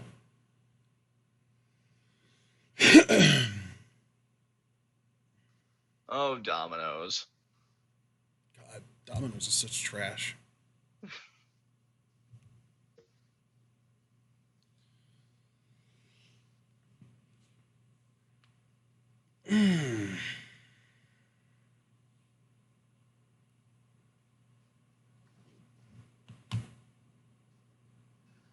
Oh, these car commercials. I don't drive. Stop selling things to me I'm never going to purchase. Would you prefer targeted ads that listen in on your every move and sound that you make to know what you are interested in and tell you, advertise with you based on that? I mean, I feel like that's already happening to me in other areas, so I'm pretty used to it at this point. So why the fuck not complete the circle?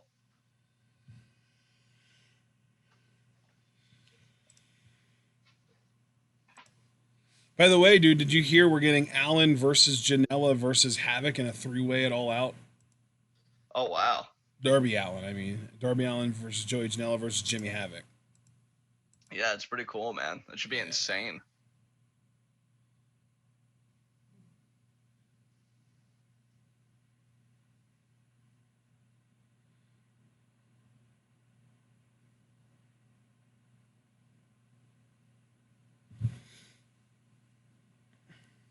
No, WWE, I didn't know, or maybe I did. Okay, I didn't know those exact stats, but yeah, 24/7 championship hasn't been around that long. Calm down. What are you talking about, dude? Oh, well, this WWE Did You Know fact brought to you by Burger King about the 24/7 championship. It's been held apparently by 15 different superstars, including, I think they said 4 legends. Dude, you're so fucking far ahead of me. How the hell did that happen? I have no idea. I think, does Finn have a mic? No, I don't think he has a mic. Oh, no, he's going to be interviewed. Okay. Find somewhere to pause, man, because you're way ahead of me. Hold on.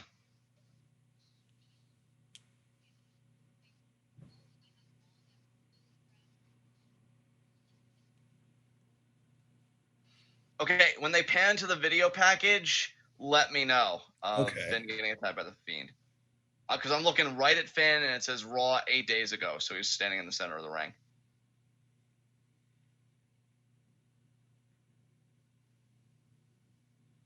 And let's take a look.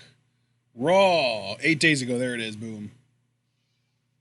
That's how far ahead of me you were, though. Like, how crazy is that? Damn, I don't even know how that happened.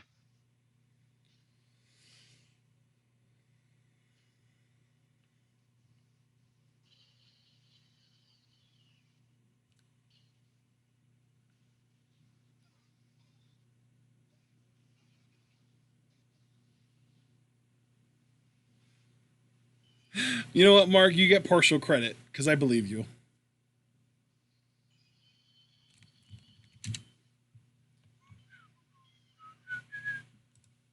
Man, that mask, I fucking love the mask, man.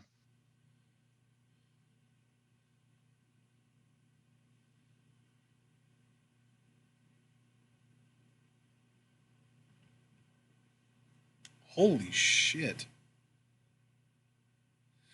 Dude, Alundra Blaze went after Lacey Evans on Twitter. Did you see? I saw the one tweet and I was like, she's dead.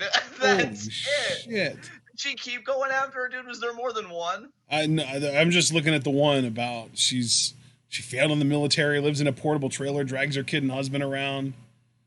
Oh, damn, I didn't see that one, so there was more than one, because the one I reacted to, wait a minute. Yeah, Lacey said legends are yesterday's nasties, and then Alundra Blaze quote tweeted her and said, "You'll be lucky to be considered a legend. Thinking face. You failed in the military. You live in a portable trailer. Drag your kid and husband around. Your hubby looked at me, gave me a compliment, and then looked at you and said, 'Honey, maybe you could be more like Alundra. You're yesterday's regurgitated garbage.'" Oh my god! Right? She beat that. Javaris, where's the thing? Because, like, that has to count for it, right? Like... Oh my god. Finn. Oh, Finn's saying he's not going to back down. Oh, Finn calling Bray Wyatt out. The Fiend, or whatever name you want to call yourself today. SummerSlam. SummerSlam, okay. Dude, we'll finally get to hear Bray's entrance music, maybe. Unless he comes out, like, through the power outage and those sound effects. Wait, what? Yo! Yes! That'll never, ever end. Are we getting Mr. Rogers Bray? We have to, right? Yeah. Yes! What? Yes! Yowie wowie!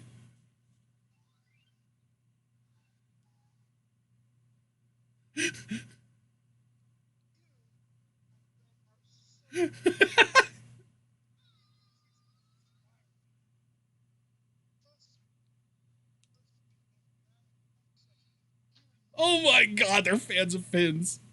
That's amazing. Ooh. Ooh.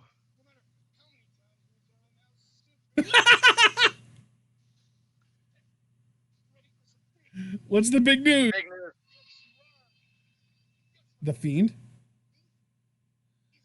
Accepted. Yes! They are going to keep their split personalities. Yes! Yes, dude, yes!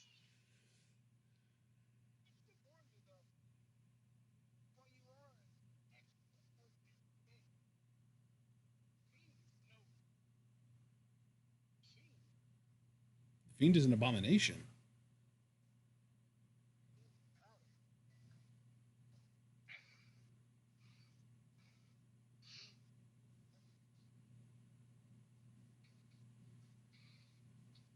Oh my god, that was so good! God, why? Oh my god. Yo!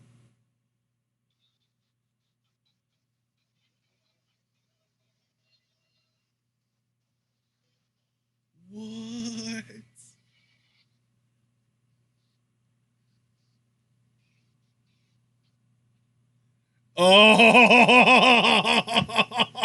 Oh, yeah. Easily the best part of SmackDown for me tonight. Yo! Yes. Yes. Oh my god, that was so good. The idea that they're actually keeping Mr. Rogers Bray and The Fiend, like, separate, yes. Yeah. I have to ask, though. I have to genuinely ask.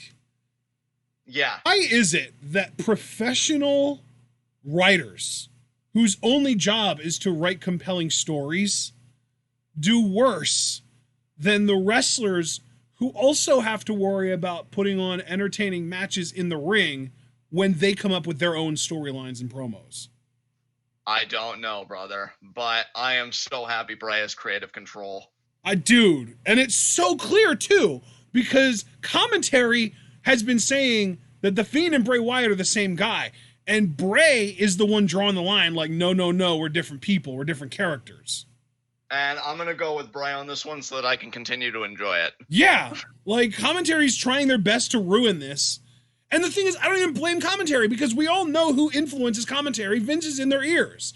So Vince Right. is the one trying to ruin this, and Bray has his own shit that he's able to get away with. Yeah, exactly. Exactly. Dude, that was so fucking good. Kid Cody, it's a YouTube glitch. Within a few hours of this video being processed, the likes will drop back down below 20. You'll see.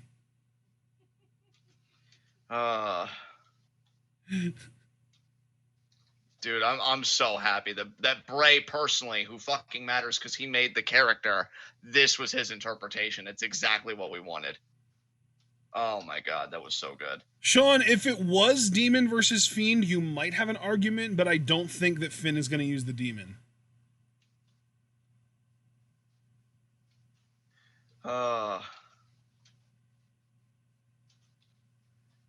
All right, now we got Roman Reigns versus KO, which is really Roman Reigns and KO versus Elias and Drew McIntyre in a tag match. Just give it a few minutes. Oh, man. We'll see.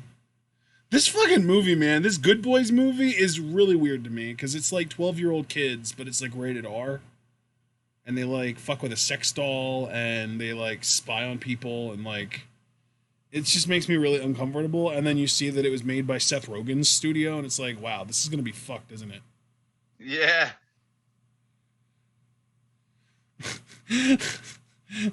Abel. You know what, man? I like the optimism.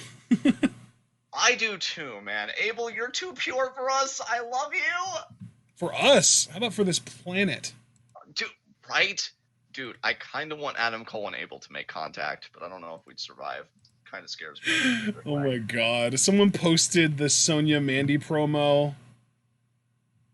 Oh god. I bet you Squared Circle subreddit's gonna have a field day with that fucking shit. Yeah, the top comment is probably could have taped this one. Yeah, and then someone else replied to them, that's my question, why didn't they just reshoot this? And then apparently it was probably just live. Oh my god.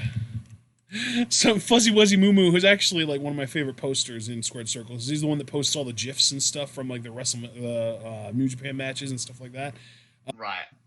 Reminds me of that time Tamina repeated Charlotte's line a couple years ago, which, ironically, in hindsight, from what I can tell, that was on Charlotte. Charlotte stole Tamina's line ahead of time, and then Tamina just couldn't improvise and change her shit up. Wow, Charlotte. I just find it reason to just dislike. I mean, I accused her of that at the time too, but yeah, like it was pretty bad.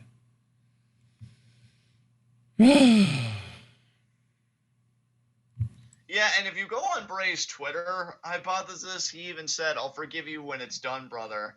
We owe this to them. And yowie wowie, it's going to be one hell of a match or something to that effect. So I feel like once he beats Finn here, like, Bray's just going to move on. Like, he's not going to be like Corbin where he's just bullying him and belittling him and this and that. So I can forgive the Demon not being used, even though I think it'd be really fucking cool. If only because, you know, maybe when Finn comes back, he would want another crack at the Fiend and bring the Demon along. But even then, I would be uncomfortable about the Fiend losing. Like, they really have something special here, like, big time. And I just want them to take it all the way.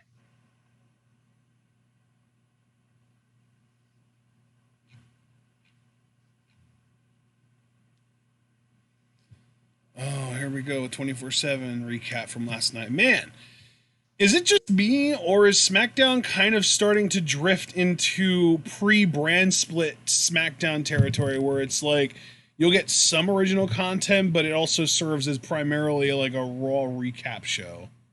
Where the fuck is Buddy Murphy? Where are the people that had access to grind, you know, last week? Because the Kabuki Warriors got their tag title match, which they were screwed out of. And Murphy still hasn't gotten a match yet, despite the fact that he's saying, like, didn't he even say on the mic that he's, like, ready to fight at any time? So, like, he's ready to go. Why isn't he being used? Why am I getting recaps on a show I already, well, admittedly didn't watch, but for a reason? Don't make me watch something I didn't consent to watching in the first place. Oh, my God. Oh, God, Mark, really? They re-showed it? They're, like, leaning into it? God damn it. You could really get a vibe of how much of just a fan Renee Young is when she had Alundra Blaze standing there getting ready to dump that title in the trash. Yeah, absolutely. Marking out. And she was doing her best to contain herself, but you still got the vibe.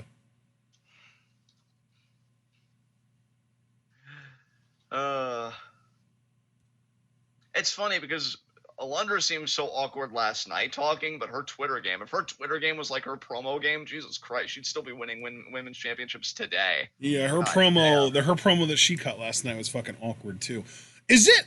I'm almost starting to wonder if like cutting good promos is almost like a muscle that you need to keep fresh and like practice in order to not get awful at and get rusty at. Because like a lot of the time when people come back from not having to cut promos for a long time, they're just awful at it. Right. Kurt Angle used to be a really good promo, but when he was GM, he just was awful at it. Oh, Yeah, he was really awkward as I don't GM. wanna hear this.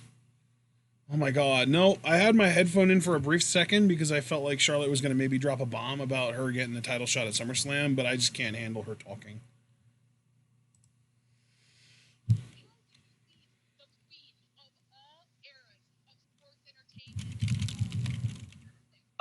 Oh, she's saying how do you leave me off SummerSlam?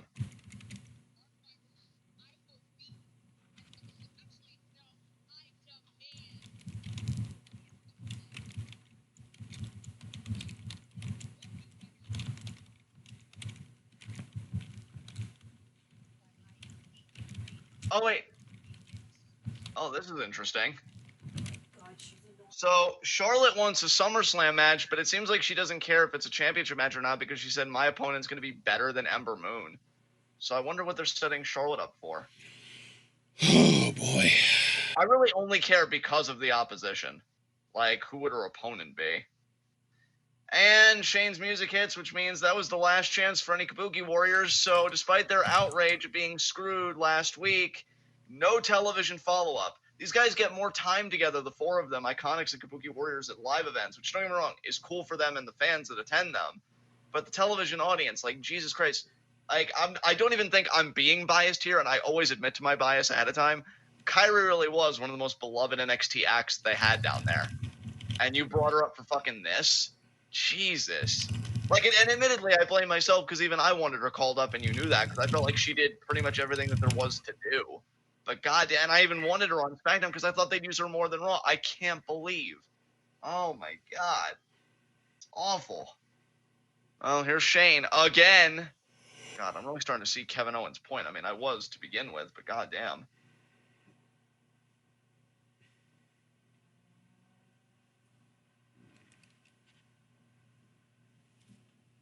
Yeah, I'm honestly surprised. Abel thinks it's going to be a Liv Morgan rematch. I doubt it. Unless they, I mean, if they do, honestly, I'd kind of pop. If they got the gimmick for her, like this, whatever Liv's going to re-debut as, you know, as something real, whatever that means, I'd be for it. But I don't know. Honestly, Sleeping Angels, I think you were joking about Sasha, but I would keep her name on the table. Like, because if it's Charlotte and it's SummerSlam, what a way to reintegrate Sasha into the product than with one of her longest standing rivals on the main roster, and really just in her WWE career. So like I'm actually keeping Sasha on the table, whether people want to join me on that or not. Sasha, Liv, I really can't think of anybody else though, unless they're gonna do a legend thing. But I feel like if they were doing a legend thing, they'd hype the shit out of it. So we'll have to see if they do anything next week. Yeah, Shane. See, it's not that I hate Shane on the mic. It's just I've kind of grown weary of it. So You know what, dude? I mean, we did just last week. You even speculated Liv would come back as a Charlotte wannabe. What if that's what this is? Oh God. Oh boy.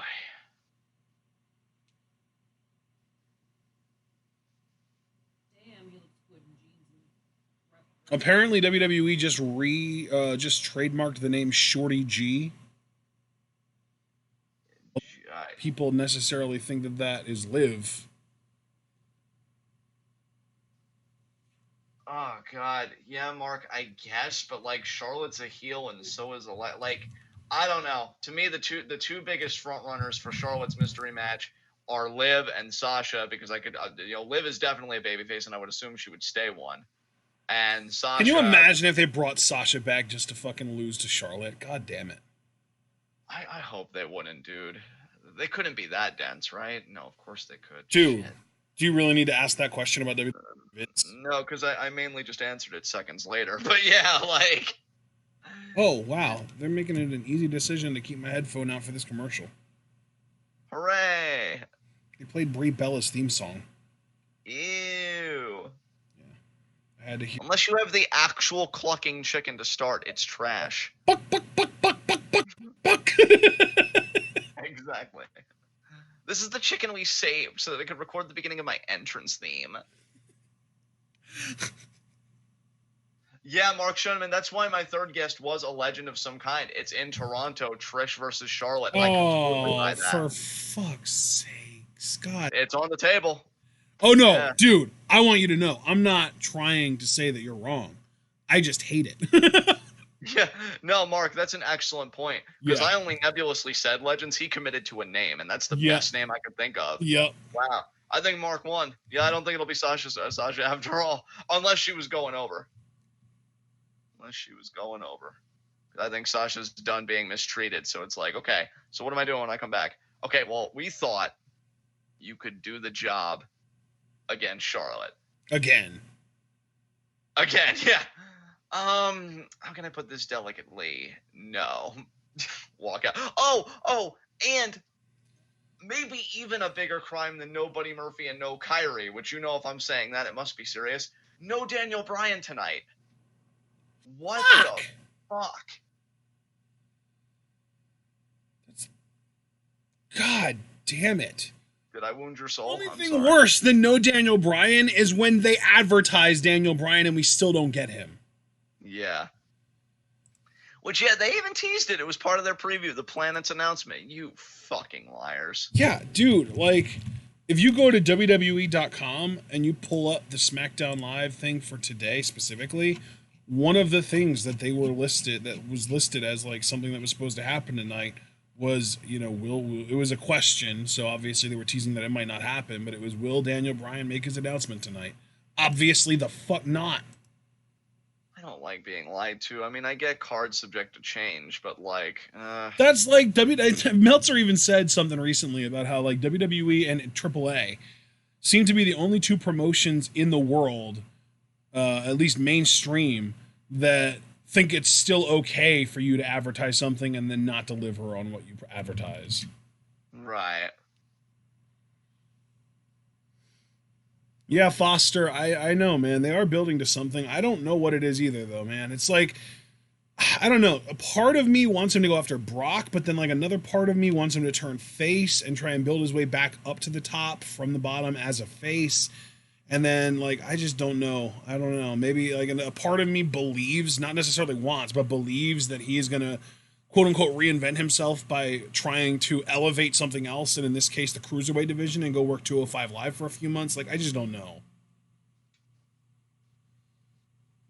Yeah, I want fucking... Yes, Iconic. Yes, I hope you're right, dude. I hope you're right. Yeah, Iconic. I hope you're right too, honestly. Yeah. Yeah, Foster, I'm right there with you, man. Like, I could tell they're trying to build to something with Bryan, but to not even have him on the show tonight. Yeah. And I wonder if they've already dropped Shelton's weird, what is he thinking about, let me make weird faces thing. I just assumed that they were kind of doing that as a way to build towards Brock cashing in. Right. Because that's what they were asking him about, wasn't it? Yeah, they asked him about that the first week, but then I feel like they asked him something different the following week. I think they asked him about Kofi, actually. But it might Yeah. have been like, do you think Brock will cash in on Kofi? Yeah. You got this, Owens. Mark, Daniel Bryan's announcement is actually taking place during your announcement next Monday night, obviously. You know what? That's such a heel move, but I respect it. That's... I forget, when are we doing that? Is that 6:30 or 7? I want to say that's at 7 on Monday. Yeah, it sounds about right. I mean, Foster, he's already got the makings of one with Rowan following him. And here comes the big dog. Oh, God. I gotta admit, man, I'm kind of excited to watch 205 more than this match. Yes. No, that's not even something weird to admit. Really, I wouldn't be surprised if 205 was just better than SmackDown tonight in general. Yeah. Yeah, absolutely. I wasn't even kidding when I said my favorite segment, and to me the best segment was Firefly Funhouse Bray. Yes. You know, cutting that promo.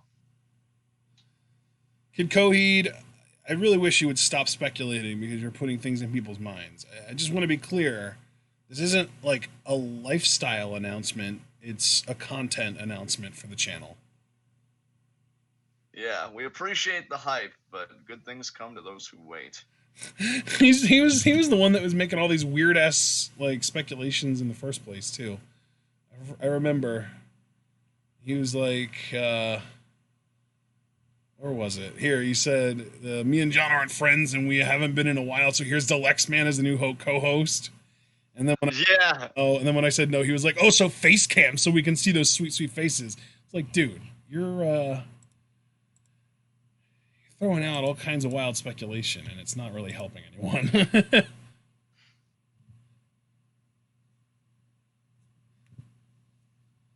And Shane on the mic, I don't even know what he's saying right now. Oh, he's ring announcing. Okay. Owens! You realize we only have 5 minutes left in this show, right? Oh, wow. So we're not even going to have time for a tag match.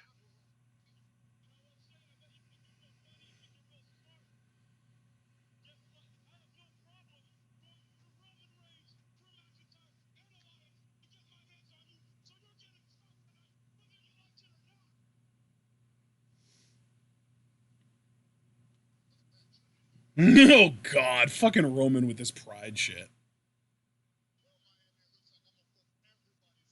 Shut up, Roman.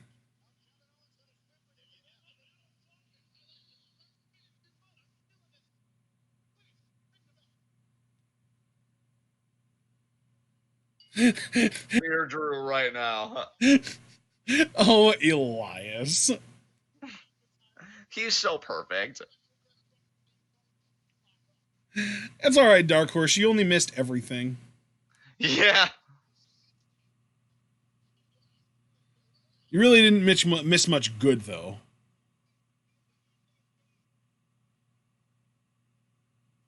Drew, I'm just doing my job. Oh, man.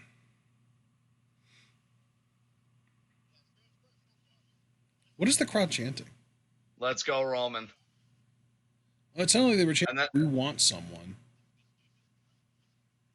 But I wasn't sure who they were saying they wanted. Apparently, they weren't even saying they want someone. Everyone relax right now.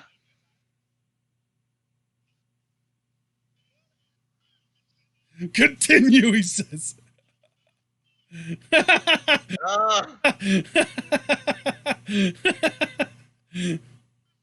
my God. Oh, Roman trying to cut off Shane. Uh-oh. He's just gonna slide out. Oh, grab it, Shane. Drew, though.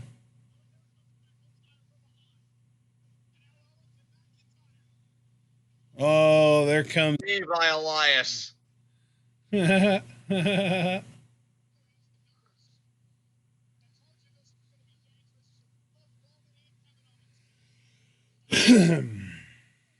So, Kevin, you're going to be the smart guy and bring a steel chair into the ring, right? I wouldn't ever bet on a WWE babyface doing something smart, ever. Are you going to try and spear Roman again? Oh my God, these word punches. Soften up that core so that the spear means that much more. Oh, he's going for it. Oh, but Owens. There you go. Yeah, Owens. Super kick! And there's one for Elias. And there's a spear. Yeah, McIntyre hits another spear. And a stunner to Elias.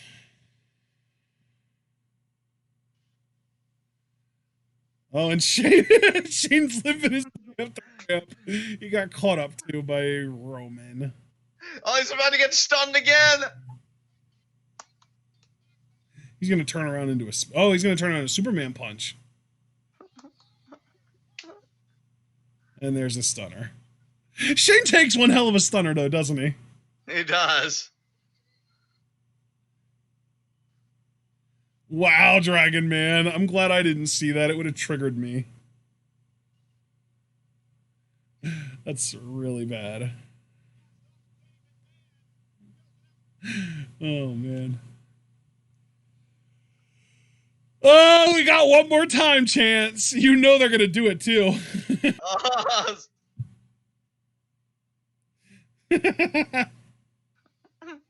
There it is. I really like Shane's sells and bumps off the stunner. He's pretty good at it. Way better than his father ever was, that's for sure. Yeah, Kevin. Oh my God.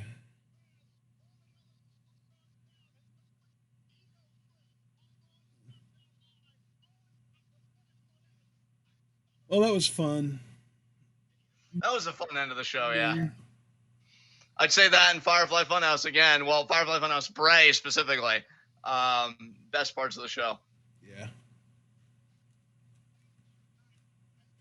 You ready for some 205? Yeah, let's do it.